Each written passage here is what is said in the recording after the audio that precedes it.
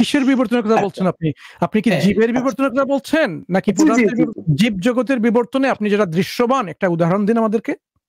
এখন একটা হিমালয় পর্বত তৈরি হয়েছে 5 কোটি বছর পূর্বে মেনল্যান্ড এশিয়ার সাথে ইন্ডিয়ান সাবকন্টিনেন্টের যে প্লেট সেটা ধাক্কা লেগেছে।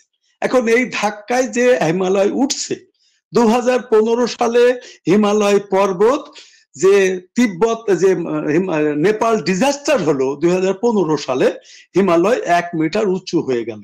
আমাদের কাছে দৃশ্যমান হঠাৎ করে 1 মিটার উঁচু হয়ে গেল। 2004 সালে 26শে ডিসেম্বর সুনামি হলো।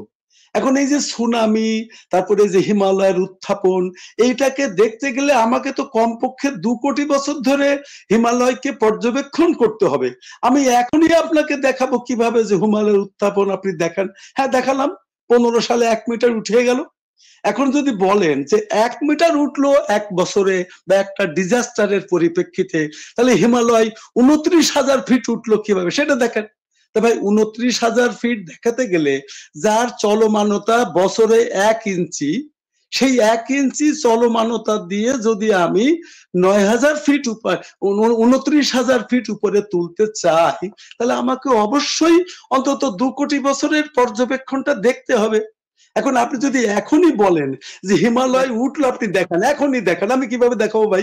আমার প্রশ্নটা ছিল একটা স্পেসিফিক ডিস্টিংক্ট একটা কোয়েশ্চেন।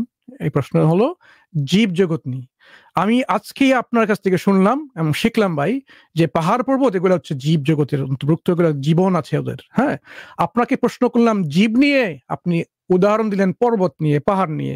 আমি আপনাকে প্রশ্ন করেছিলাম আপনি একটা উদাহরণ দেন সরাসরি জীব জগতে যে বিবর্তন হচ্ছে তার উপর নিয়ে। আপনি কি দিলেন আমাকে? পাহাড় সম্পর্কে বললেন, হিমালয়ের সম্পর্কে বললেন। সুতরাং আপনি জেনে গেলাম, আমি শিখলাম আপনার কাছ থেকে জীব বলতে আপনি কি বুঝেন। যখন আমরা প্রশ্ন করছি আপনাকে সরাসরি উত্তর দেওয়ার জন্য, জীব জীব জগতে, প্রাণী জগতে যে বিবর্তন হচ্ছে তার উপরে আপনি আপনার সময়ের মধ্যে আপনি উদাহরণ আনলেন পাহাড়, পর্বত, হিমালয়ের এইসবের ব্যাপারে।